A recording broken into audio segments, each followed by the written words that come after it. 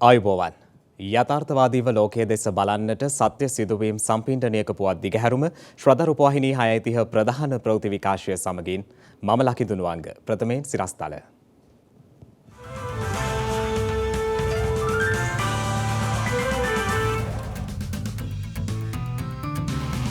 ඉදිරි තෙවසරේදී සැමට පිරිසිදු ජලය සහ සනීපාරක්ෂක පහසුකම් සලසන බවට ජනපති අවධාරණය කරයි.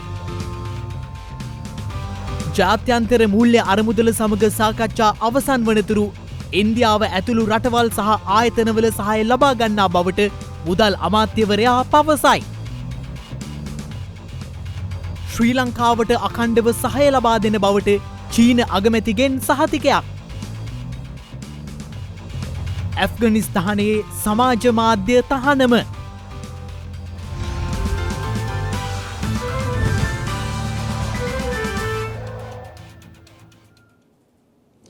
ඉදිරි තෙවසරේදී සැමට පිරිසිදු ජලය සනීපාරක්ෂක සහ ජලය ආශ්‍රිත යටිතල පහසුකම් සැපීම රජයේ ජාතික ඉලක්කය බව ජනාධිපති ගෝඨාභය රාජපක්ෂ මහතා පවසනවා.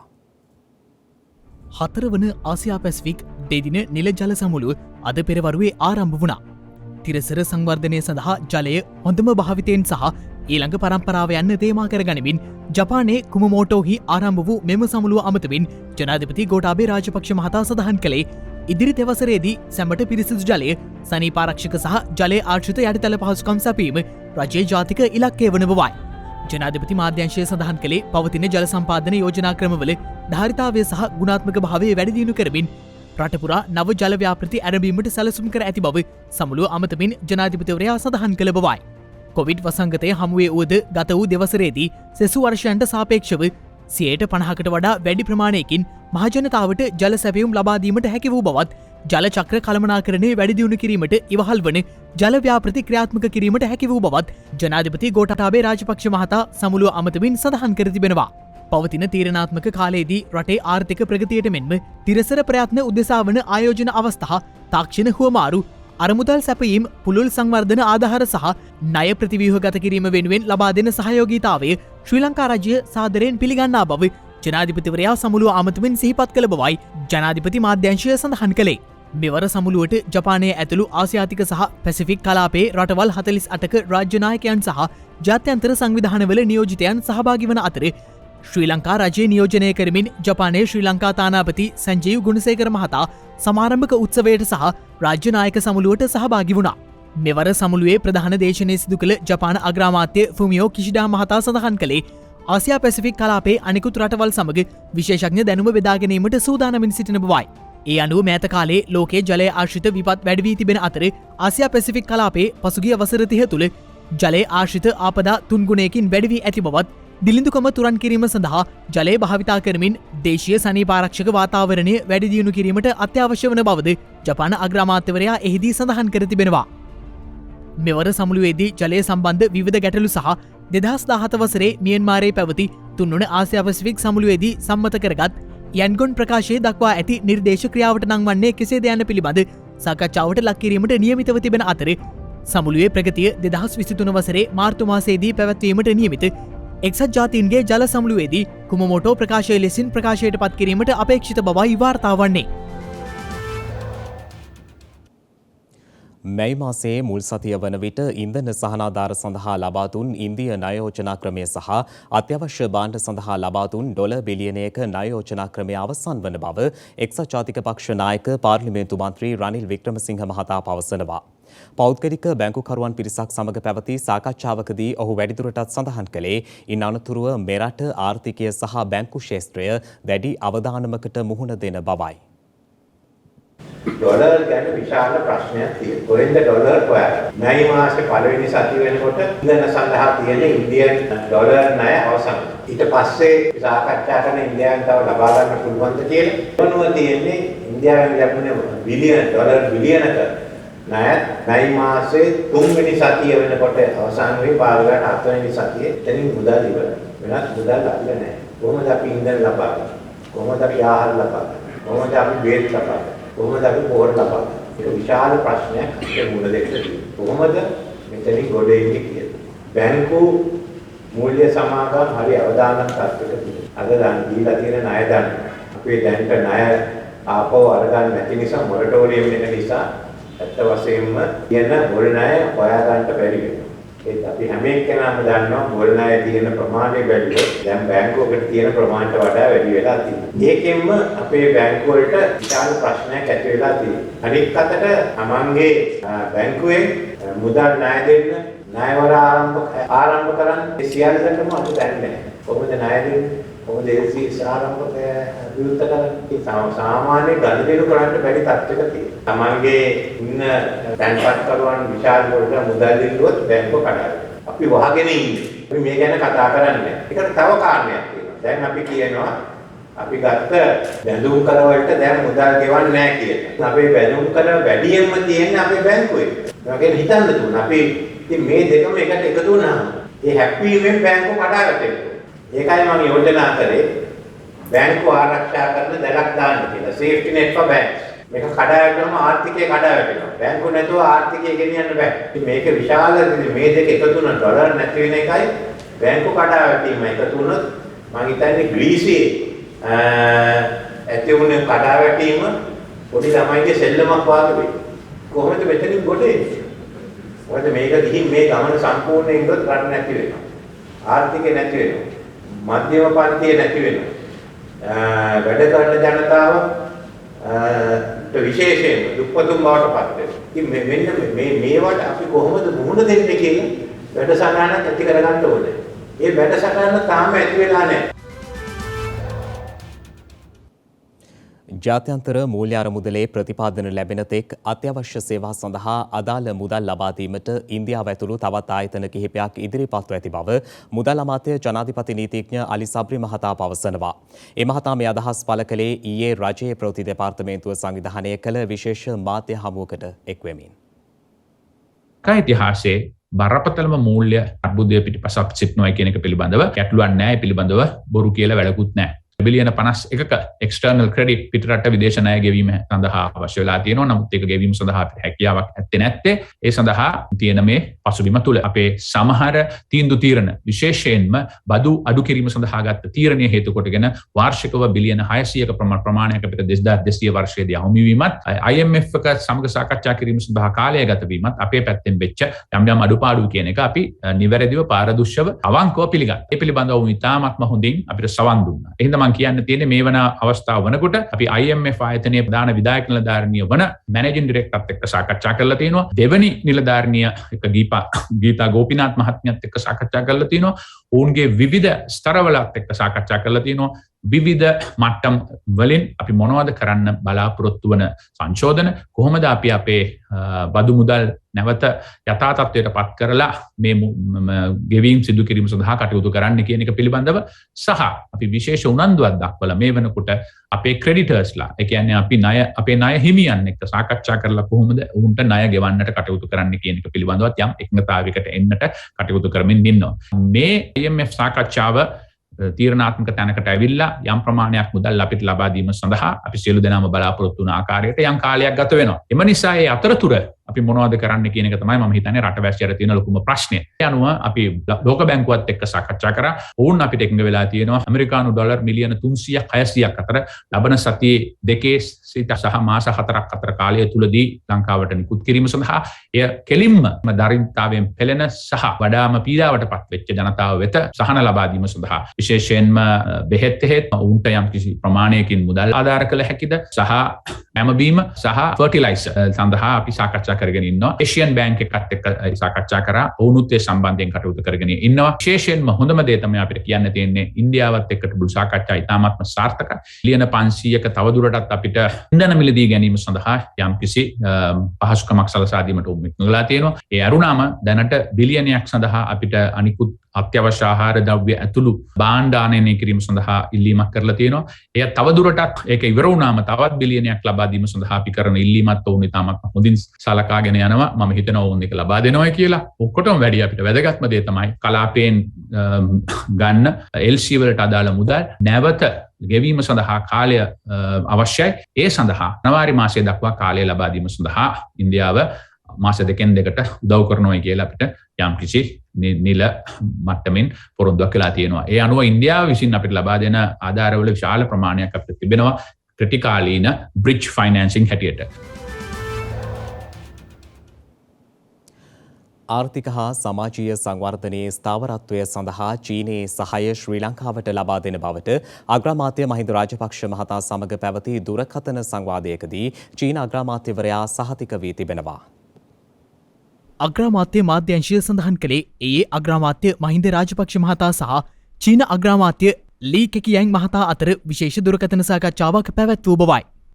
ශ්‍රී ලංකාව දැනට මුහුණ දෙන දුෂ්කරතා සහ අභියෝග පිළිබඳව චීනයට අවබෝධයක් ඇති බවත් ශ්‍රී ලංකා ජනතාවගේ ජීවනෝපාය වැඩිදියුණු කිරීම සඳහා ඔවුන් උපරිමෙන් කටයුතු කරන බවත් මෙහිදී චීන අග්‍රාමාත්‍ය ලී කෙකියන් මහතා අග්‍රාමාත්‍ය මහින්ද රාජපක්ෂ මහතා වෙත ප්‍රකාශ කර තිබෙනවා. මෙරට දැනට මුහුණ දී සිටින හදිසි මූල්‍ය ගැටලු කිහිපයක් විසඳීමට චීනය ශ්‍රී ලංකා රාජ්‍ය සමග එක්ව කටයුතු කරන බවටද චීන අග්‍රාමාත්‍යවරයා මෙහිදී සහතික වී තිබෙන බවයි අග්‍රාමාත්‍ය මාධ්‍යංශය සඳහන් කළේ. නිදහස් වෙළඳ ගෙවිසුම පිළිබඳව කඩිනමින් සාකච්ඡා පැවැත්වීම මෙරට වෙළඳහිගේ අවම කිරීම සහ ශ්‍රී ලංකාවට වැඩි වශයෙන් චීන සංචාරකයන් ආකර්ෂණය කිරීම සම්බන්ධයෙන්ද දෙරටේ අග්‍රාමාත්‍යවරුන් අතර පැවති මෙම දුරකථන සංවාදයේදී සාකච්ඡාවට ලක්කර ඇති බව වාර්තා වනවා. දෙරට අතර මිත්‍රත්වය අකණ්ඩව පවත්වාගෙන යමින් පවතින සම්බන්ධතාවය ප්‍රවර්ධනය කිරීම සඳහා ඉදිරියටත් එක්ව කටයුතු කරන බවයි චීන අග්‍රාමාත්‍යවරයා සඳහන් කර ඇත්තේ. චීන රජය විසින් මෑතකදී ප්‍රකාශයට පත් කළ මෙරට වෙනුවෙන් පිරිනමන මානුෂීය ආධාර සහ අකණ්ඩ සහයෝගිතාවය වෙනුවෙන් අග්‍රාමාත්‍ය මහින්ද රාජපක්ෂ මහතා මෙහිදී චීන රජයට ස්තුතිය පුද කර තිබෙනවා. මෙරට දෛනික කොවිඩ් ආසාදිතයින්ගේ යලි ඉහළ යාමක් පෙන්නුම් කරමින් තවත් කොවිඩ් ආසාදිතයින් 50 දෙනෙකු ගත වූ දිනේ වාර්තා වී තිබෙනවා.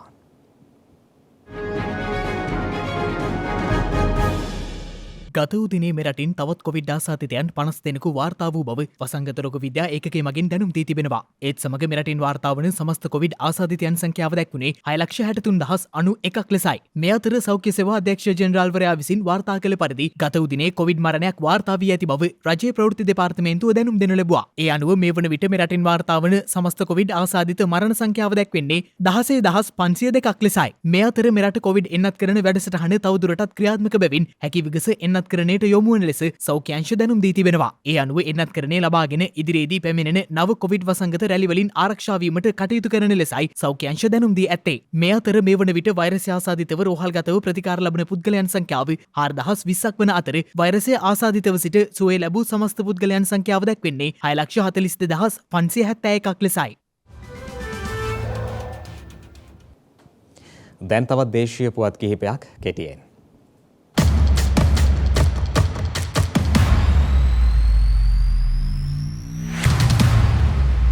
2021 උසස් පෙළ විභාගයේ නාට්‍ය හා රංග කලාව විෂයට අදාළ සිංහල සහ දෙමළ මාධ්‍ය ප්‍රායෝගික පරීක්ෂණ මේ මාස 29 වනදා සිට මැයි මාස 10 වනදා දක්වා පැවැත්වෙන බව විභාග දෙපාර්තමේන්තුව පවසනවා. ඒ අනුව අයදුම්කරුවන් 4,160 දෙනෙකු සිංහල මාධ්‍යයෙන් නාට්‍ය හා රංග කලාව ප්‍රායෝගික පරීක්ෂණ සඳහා පෙනී සිටීමට නියමිත අතර දෙමළ මාධ්‍යයෙන් පෙනී සිටින අයදුම්කරුවන් ගණන 2,558ක් වනවා. එමෙන්ම ජෛව පද්ධති තාක්ෂණ වේදය, ඉංජිනේරු තාක්ෂණ වේදය සහ ගෘහ ආර්ථික විද්‍යාව විෂයන් වලට අදාළ පරීක්ෂණද ඉදිරියේදී පැවැත්වීමට නියමිත අතර එම දිනයන් ඉදිරියේදී දැනුම් දීමට කටයුතු කරන බවයි විභාග දෙපාර්තමේන්තුව වැඩිදුරටත් නිවේදනය කළේ.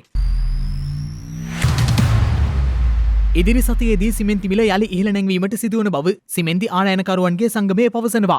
එම සංගමය සඳහන් කළේ ඉන්ධන මිල ඉහළ යාම සහ ඩොලරේ වටිනාකම ඉහළ යාම හේතුවෙන් එලෙස මිල ඉහළ දැමීමට සිදුව ඇති බවයි. ඒ අනුව මේ වන විට වැඩි කළ යුතු මිල තීරණය කිරීම සඳහා ගණනය කිරීමේ කටයුතු සිදු කරමින් සිටින බව සිමෙන්ති ආනයනකරුවන්ගේ සංගමය ප්‍රකාශ කළා. එම සංගමය වැඩිදුරටත් සඳහන් කළේ පාරිභෝගිකයන් විශාල ලෙස අපහසුතාවයට පත් නොවන පරිදි එම මිල ගණන් ඉහළ නැංවීමට උත්සාහ කරන බවයි.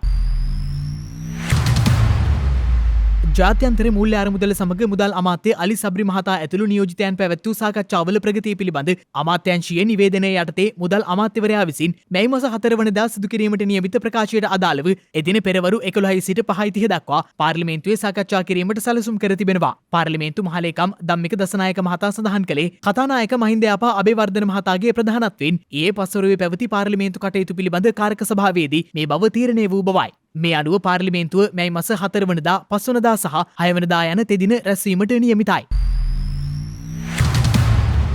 විවාහ උත්සවශාලා ගාස්තු ඉහළ දෙමීමට සමස්ත ලංකා උත්සවශාලා සහ ආහාර සැපයුම්කරුවන්ගේ සංගමය තීරණය කර තිබෙනවා.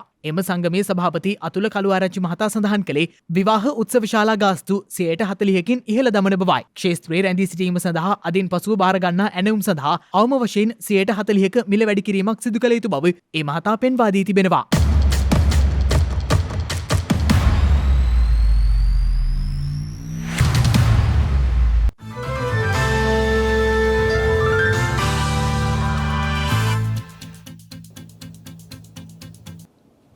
අවධානය විදෙස් පුවත් වෙත.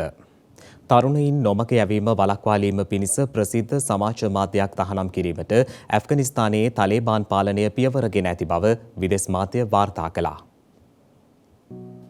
ඇෆ්ගන් තරුණයන් නොමග යවන බව අවධාරණය කරමින් වීඩියෝ බෙදා ගැනීමේ සමාජ මාධ්‍ය යෙදවුමක් වන ටික්ටොක් සහ ප්‍රසිද්ධ ඔන්ලයින් ක්‍රීඩාවක් තහනම් කිරීමට තලේබාන් සංවිධානය නියෝග කර ඇති බව විදෙස් මාධ්‍ය වාර්තා කළා. ඒ අනුව තලේබාන් සටන්කාමී කණ්ඩායම ප්‍රකාශ කළේ තම පාලනය යටතේ ඇෆ්ගන් වැසියන්ට අශීලාචාර සහ නොගැලපෙන දෑ විකාශය කරන රූපවාහිනී නාලිකාද තහනම් කිරීමට පියවර ගන්නා බවයි. කෙසේ වෙතත් තලේබාන්වරු බලයට පත්වීමත් සමග මෑත කාලීනව සංගීතය, චිත්‍රපට සහ රූපවාහිනී ඔපෙරා තහනම් කිරීමෙන් පසුව මෙම සමාජ මාධ්‍ය තහනම පැනවීම විශේෂත්වයක් වනවා. ඇෆ්ගනිස්තානයේ තලේබාන් සංවිධානය පසුගිය වසරේ බලයට පත් වූ විට සිවිල් වැසියන්ට බොහෝ පහසුකම් සහ නිදහස ලබා දීම අවම කළ අතර විශේෂයෙන් කාන්තාවන්ගේ නිදහස වැඩි වශයෙන් කප්පාදු කිරීමටද කටයුතු කර ඇති බවයි විදෙස් වාර්තා වැඩිදුරටත් සඳහන් කළේ.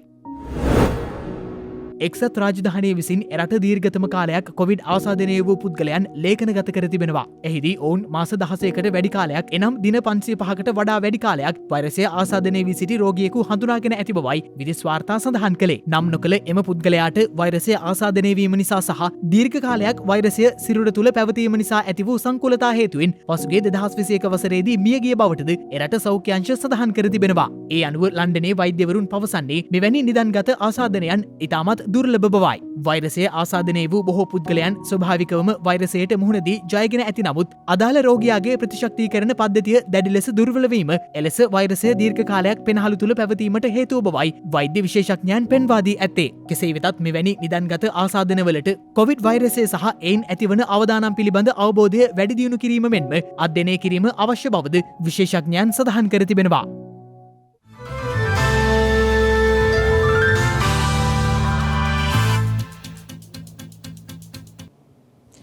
දිනක සටහන් නිමවන්නට මත්තෙන් හෙට දවසේ වැදගත්කම ගැනයි මේ අවධානය.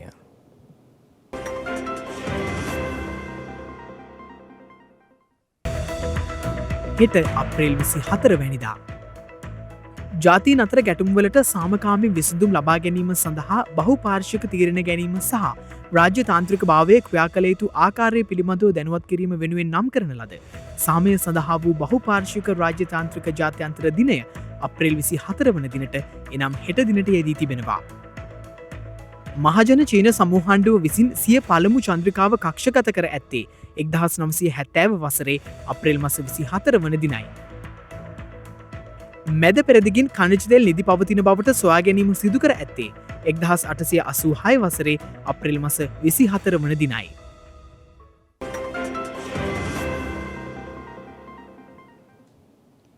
ඒ සමගින් ශ්‍රද්ධා ප්‍රධාන ප්‍රවෘත්ති විකාශය නිමාවට පත්වනවා. හමුවමු හෙටත් සවස 6:30ට. තෙරුවන් සරණයි. නමෝ බුද්ධාය. මෙවැනි වැදගත් පුවත් නැරඹීම සඳහා ශ්‍රද්ධා TV News YouTube channel එක subscribe කර සීනුව සලකුණ වන්න.